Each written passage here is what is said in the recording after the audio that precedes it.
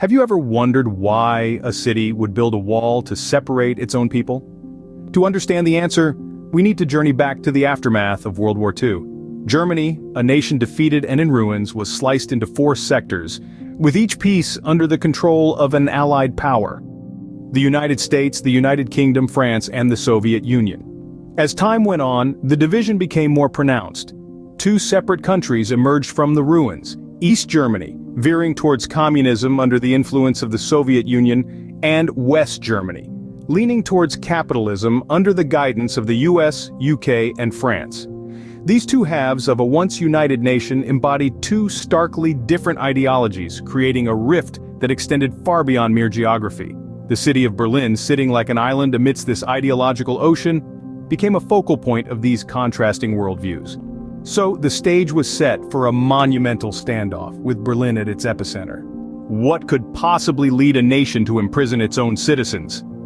Imagine it's 1961. Germany is divided into 2 halves, East and West, each with strikingly different economic landscapes. The West is thriving, industries booming, while the East, well, it's struggling to keep up. This stark contrast leads to an exodus, a mass migration of people from East to West seeking better opportunities, a better life.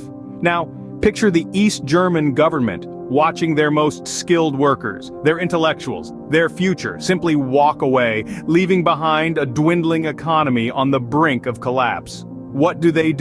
They decide to take a drastic step, a desperate measure. They construct a wall, a physical barrier, cutting off their citizens from the West to prevent further brain drain. The Berlin Wall wasn't just a symbol of division or oppression, it was a desperate attempt by a desperate regime to hold on to what they had left. In essence, the Berlin Wall was a desperate measure by a desperate regime.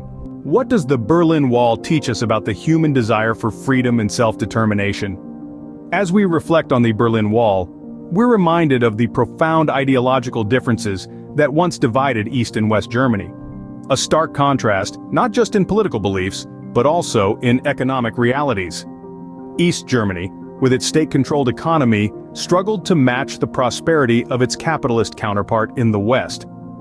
This economic disparity led to a mass migration, a human tide flowing from east to west in search of a better life, sparking the construction of this infamous barrier.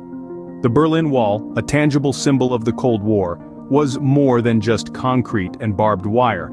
It was a physical manifestation of an ideological divide, a desperate attempt by a government to control its citizens, to curtail their freedom and self-determination. The Berlin Wall stands as a stark reminder of the lengths to which governments will go to control their citizens and the indomitable human spirit that always seeks freedom.